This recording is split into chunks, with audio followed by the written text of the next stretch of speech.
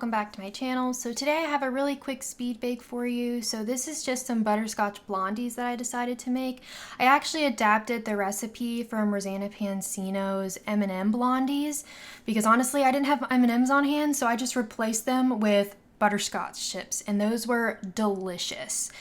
And just a couple of tips too, just in terms of baking in general. You saw me whisking together the dry ingredients.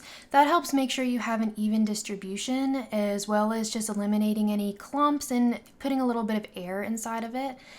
And here again, folding in all of the wet ingredients, which by the way smell delicious. A bunch of dark brown sugar and vanilla, delicious.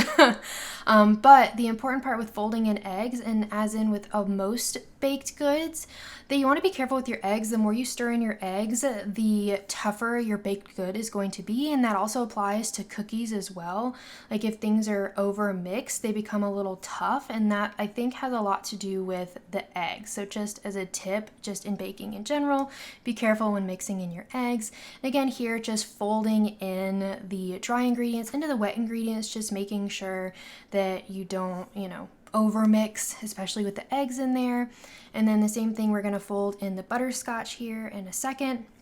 And just making sure not to be too rough with whatever you're making. And this is an awesome recipe because there's only one bowl necessary, really, I guess two, in order to actually make this, which is always fun. No mixer or anything like that, just a spatula, which, have to love. Less dishes and less to clean. And these just turned out really delicious and wonderful. And again, once everything's folded in, you just stop folding and just leave it alone. And then putting this into a baking dish, you can see I actually lined it with parchment paper because I think it makes it easier to lift it out of the pan, because I knew I wanted to cut and serve them outside of the pan. So just lining it with some parchment paper, and I actually put a little bit of Pam or grease or something underneath the parchment paper because I find that helps the parchment paper stick to the pan itself so it doesn't move around a lot. And then you just want to make sure you spread it out on a nice even layer, otherwise it won't bake evenly, and then some places will be more baked than others, and that's never good. And then I come through and actually just put in some butterscotch chips by hand on top.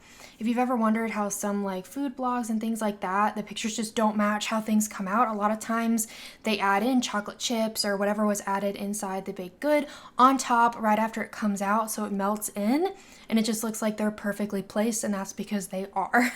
So just a tip for any kind of baked goods, you can do that. And then I just took a second to chop these up. Mine cracked a little bit. I didn't wait for them to cool off, which is bad on me, but I was running out of daylight to film, so I just decided to go ahead and cut them. So they cracked a little bit, but they were still delicious nonetheless.